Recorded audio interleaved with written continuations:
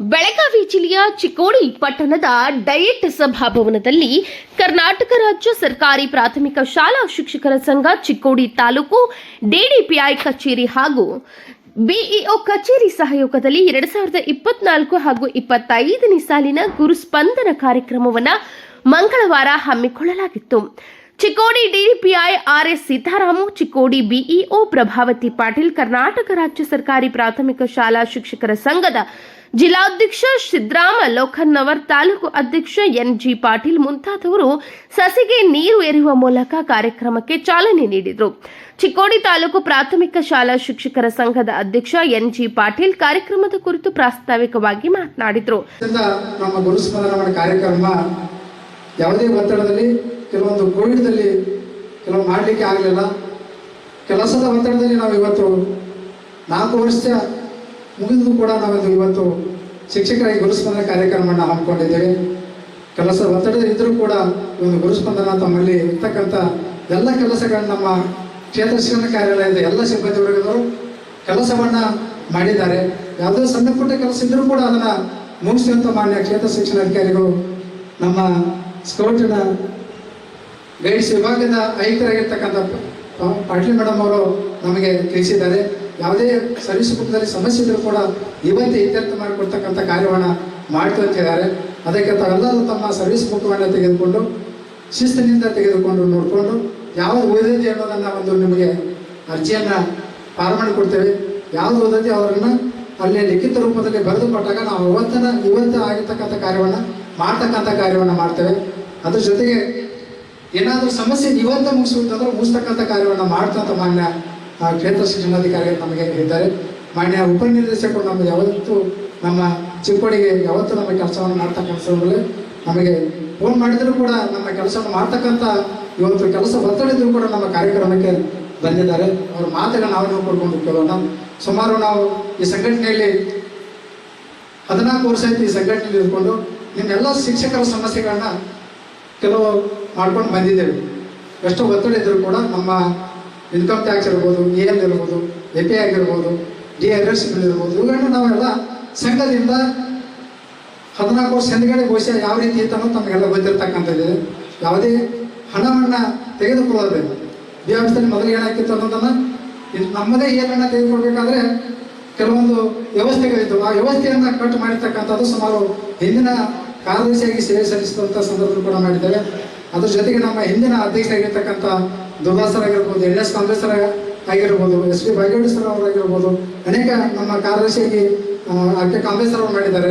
ಅನೇಕ ಕಾರ್ಯಗಳನ್ನು ನಾವೆಲ್ಲರೂ ಒಕ್ಕಟ್ಟು ಕೂಡಿಸ್ಕೊಂಡು ಯಾವುದೇ ಎಲೆಕ್ಷನ್ದಲ್ಲಿ ಆ ಪಾರ್ಟಿ ಈ ಪಾರ್ಟಿ ಇರ್ಬೋದು, ಶಿಕ್ಷಕರ ಹಿತದೃಷ್ಟಿಯಿಂದ ನಾವೆಲ್ಲರೂ ಏಕತೆಯಿಂದ ಒಮ್ಮತದಿಂದ ಯಾವುದೇ ನಿರ್ಧಾರ ತಗೋಬೇಕಾದ್ರೆ ನಾವು ಒಟ್ಟು ಚಿಕ್ಕೋಡಿಯಲ್ಲಿ ಒಮ್ಮತದಿಂದ ಒಂದು ನಿರ್ಣಯ ತಗೊಂಡು ನಮ್ಮ ಶಿಕ್ಷಕರ ಸಲುವಾಗಿ ದುಡಿತಕ್ಕಂಥ ಸಂಘಟನೆ ಕೆಲಸವನ್ನು ಮಾಡ್ತಾ ಇದ್ದೇವೆ.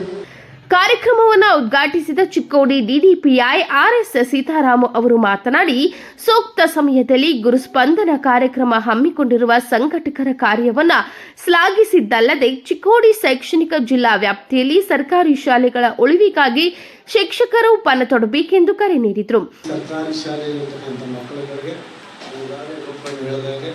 6-7ನೇ ತರಗತಿ ಮಕ್ಕಳುಗಳಿಗೆ ಮುಂದಿನ ವರ್ಷದಿಂದ ನೀವು ಜೂನ್ನಿಂದ ಸಾಧ್ಯವಾದರೆ ಏಪ್ರಿಲ್ ಮೇನಲ್ಲೇ ಎಲ್ಲ ಮಕ್ಕಳುಗಳು 1ರಿಂದ 10th ಇರ್ತಕ್ಕಂಥ ಎಲ್ಲ ಮಕ್ಕಳುಗಳಿಗೆ ಏನು ಪಾಸ್ ಆಗೋಗಿದ್ರೆ ಅವ್ರ ಟೆಕ್ಸ್ಟ್ ಬುಕ್ ಹಿಂದಿನ ತರಗತಿಗೆ ನಾಳೆ ಕೊಡಿಸ್ಬಿಡಿ.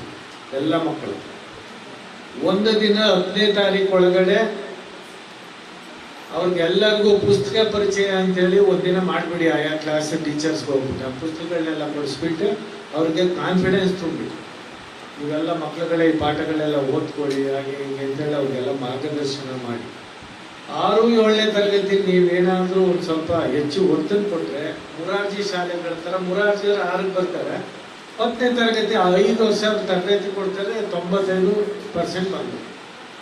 ನಮ್ಮಲ್ಲಿ ಬರೀ SLCಗೆ ಅಷ್ಟೇ ತರಬೇತಿ ಕೊಡಕ್ಕೆ ಹೋಗ್ತೀವಿ. ಹಾಗಾಗಿ ನಾವು 50-55% ಬರ್ತೀವಿ. ಅದಕ್ಕೆ ನೀವು ಕೂಡ ಒಂದೇ ಸರಿ 5ರಿಂದ ನಿಮಗೂ ಭಾರ ಆಗುತ್ತೆ. ಬೇರೆ ಕಾರಣ ಇದೆ ಅಲ್ಲೂ ಕಲಿಕೆ ಇದ್ದುಳ್ಳಿಲಿಕ್ಕೆ. 6-7ನೇ ತರಗತಿ ಮಕ್ಕಳುಗಳನ್ನ ದತ್ತು ತಗೊಳ್ಳಿ. ಅವ್ರಿಗೆ ಚೆನ್ನಾಗಿ ನೀವು ಓದೋದು ಬರೆಯುವಂಥ ಲೆಕ್ಕಾಚಾರಗಳನ್ನ ಚೆನ್ನಾಗಿ ನೀವು ಕಲಿಸಿ. 8ನೇ ತರಗತಿ ಬಂದಾಗ ಸರ್ಕಾರಿ ಶಾಲೆ ಮಕ್ಕಳು ಜಾಸ್ತಿ ನೀವು ಪೋಷಕರ ಜೊತೆ ಮಾತನಾಡಿ ಕಲಿಕೆಯಲ್ಲಿ ಉಳಿದಿರೋ ಮಕ್ಕಳನ್ನ ನೀವು ದತ್ತು ತಗೊಳ್ಳಿ. ನಾವೀಗ 8ನೇ ತರಗತಿಲಿರುವಂಥ 5,000 ಮಕ್ಕಳನ್ನ ದತ್ತು ಕೊಡ್ತಾ ಇದ್ದೀನಿ ಜೂನ್ನಲ್ಲಿ. ಯಾರು ಈ ಸಂವಿಧಾನದ ಅಡಿನಲ್ಲಿ ಅನುಕೂಲ ಪಡ್ಕೊಂಡು ಆಗಿದ್ದೀವಿ ನಾವು, ನೀವೆಲ್ಲರೂ ಕೂಡ ಬೇರೆ ಬೇರೆ ಕಚೇರಿ AC ಅಲ್ಲಿರ್ಬೋದು, ಎಲ್ಲರೂ ಕೂಡ ಎಲ್ಲರಿಗೂ ಕೂಡ ಒಂದೊಂದು ಮಗುನ ದತ್ತು ಕೊಡ್ತಾ ಇದ್ದೀವಿ ಶೈಕ್ಷಣಿಕವಾಗಿ. ಅವರು ಮಾರ್ಗದರ್ಶನ ಮಾಡೋದು. ನೀವು ದತ್ತು ತಗೊಳ್ಳಿ, ನಿಮ್ಮ ಅಕ್ಕಪಕ್ಕದಲ್ಲಿ ಇರ್ತಕ್ಕಂಥನೇ 8ನೇ ತರಗತಿ ಮಕ್ಕಳು, LPS ಆಗಿರೋದು ಯಾರೇ ಆಗಿರೋ ಅವ್ರ ಮಕ್ಕಳ ಮನೆಯಲ್ಲಿ ನಾವು ಒಂದು ದೀಪ ಹಚ್ಚೋ ಕೆಲಸ. ನಮ್ಮ ಮನೆಯಲ್ಲಿ ದೀಪ ಯಾವ್ದು ಆರಿಸ್ಬೇಕು ಯಾವ್ದು ಹಚ್ಬೇಕು ಅನ್ನೋದಾಗಿದೆ. ಯಾವ್ಯಾವ ರೂಮಲ್ಲೆಲ್ಲ ಬಣ್ಣದ ಲೈಟ್ ಹಾಕೊಂಡಿದ್ದೀವಿ.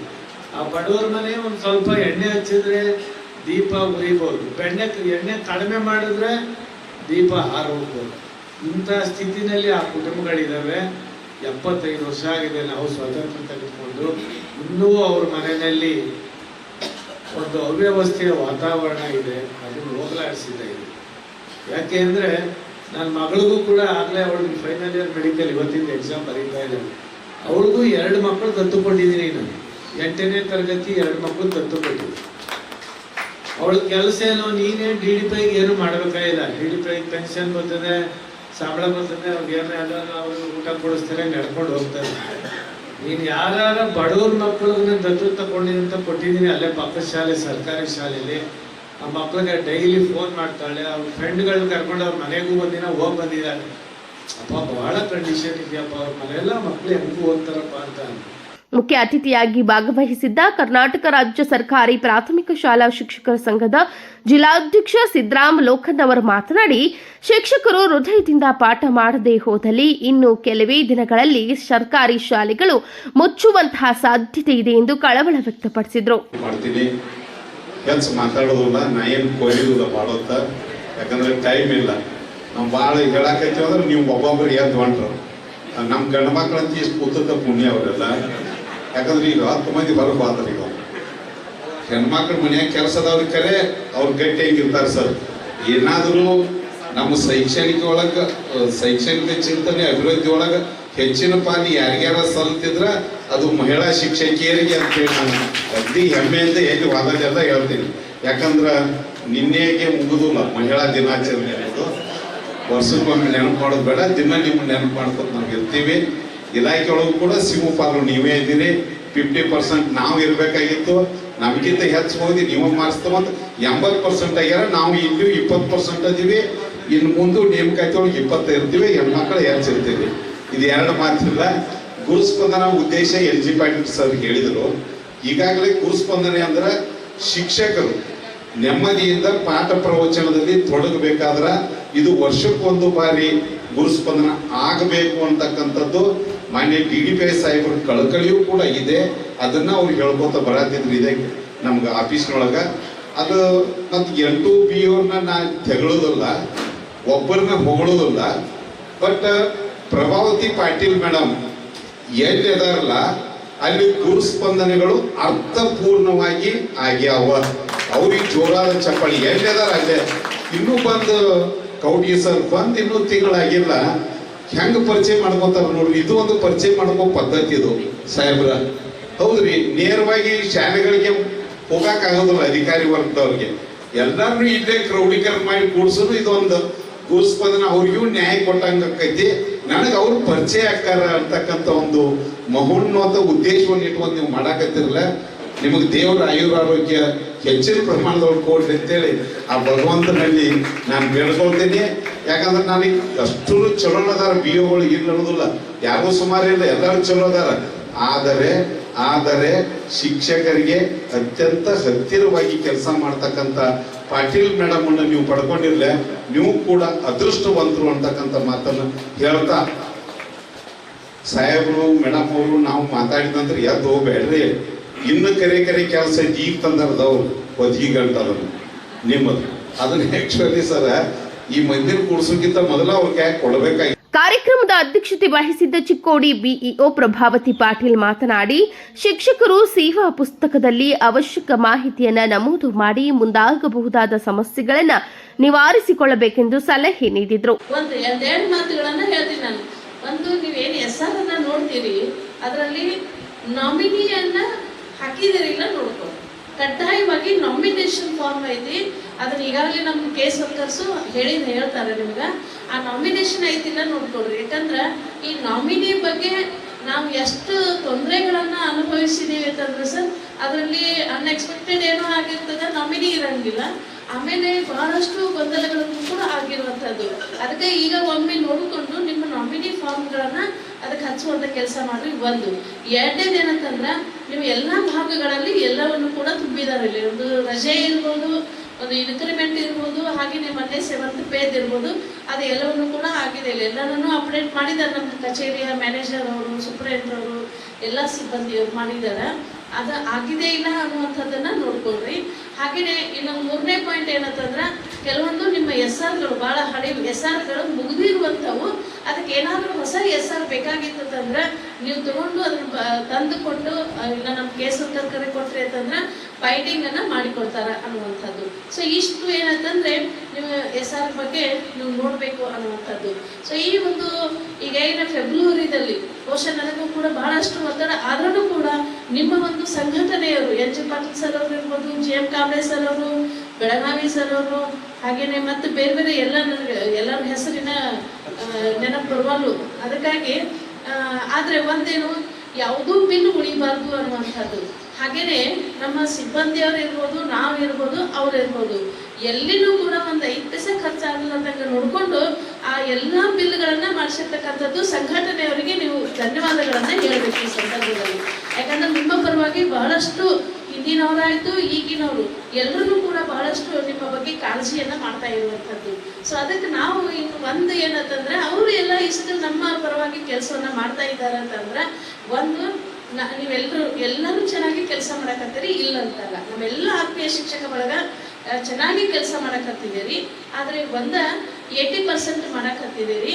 ನೀವು ಮಾಡಕತ್ತಿದ್ ನಾವು ನಿಮ್ಮ ಹತ್ರ ಬೇಡ್ಕೊಳ್ಳೋದು ಏನಂತಂದ್ರೆ, ರಿಕ್ವೆಸ್ಟ್ ಮಾಡ್ಕೊಳ್ಳೋದು ಏನಂತಂದ್ರೆ, 10 to 20% ಐತಲ್ಲ ಗ್ಯಾಪ್ಸ್, ಕಲಿಕೆಯಲ್ಲಿ ಹಿಂದುಳಿದಿರ್ತಕ್ಕಂಥ ಮಕ್ಕಳನ್ನ ಅವ್ರನ್ನ ದಯವಿಟ್ಟು ನೀವು ಕಾಳಜಿಪೂರ್ವಕವಾಗಿ ನೀವು ಡೆಡಿಕೇಶನ್ ಮಾಡ್ರಿ. ಸ್ವಲ್ಪ ಮಟ್ಟಿಗೆ ನೀವು ಡೆಡಿಕೇಶನ್ ಮಾಡಿದ್ರಿ ಅಂತಂದ್ರೆ ಆ 10 to 20% ಮಕ್ಕಳನ್ನು ಕೂಡ ಮುಂದೆ ಬರ್ತಾರೋ ಅನ್ನುವಂಥ ಮಾತನ್ನ ಈ ಸಂದರ್ಭದಲ್ಲಿ ಹೇಳಿ, ಈ ಗುರುಸ್ಪಂದನ ಆಯೋಜನೆ ಮಾಡಿರ್ತಕ್ಕಂಥ ಎಲ್ಲ ಸಂಘಟನೆಯವರಿಗೆ ಮತ್ತೊಮ್ಮೆ ನಾನು ವೈಯಕ್ತಿಕವಾಗಿ ಧನ್ಯವಾದಗಳನ್ನ ಹೇಳ್ತೀನಿ. ಹಾಗೇನೆ ನಮ್ಮ ಸಿಬ್ಬಂದಿಯವರಿಗೂ. ಕಾರ್ಯಕ್ರಮದಲ್ಲಿ DDPI RS Sitaram, BEO Prabhavati Patil, ಜಿಲ್ಲಾಧ್ಯಕ್ಷ ಸಿದ್ದರಾಮ್ ಲೋಖನ್ನವರ್, ತಾಲೂಕು ಅಧ್ಯಕ್ಷ NG ಪಾಟೀಲ್, ಕಾರ್ಯದರ್ಶಿ GM ಕಾಂಬಳಿ, ಅಕ್ಷರ ದಾಸೋಹ ಅಧಿಕಾರಿ MT ಜಗನ್ಗೌಡ್ ಸೇರಿದಂತೆ ಶಿಕ್ಷಣ ಇಲಾಖೆಯ ಅಧಿಕಾರಿಗಳನ್ನ, ಸಂಘದ ಪದಾಧಿಕಾರಿಗಳನ್ನ, ನೌಕರರ ಸಂಘದ ಪದಾಧಿಕಾರಿಗಳನ್ನ, ಶಿಕ್ಷಕರನ್ನ, ಕ್ಷೇತ್ರ ಶಿಕ್ಷಣಾಧಿಕಾರಿಗಳ ಕಚೇರಿಯ ಸಿಬ್ಬಂದಿಗಳನ್ನ, ಪತ್ರಕರ್ತರು ಮುಂತಾದವರನ್ನ ಸನ್ಮಾನಿಸಿ ಗೌರವಿಸಲಾಯಿತು.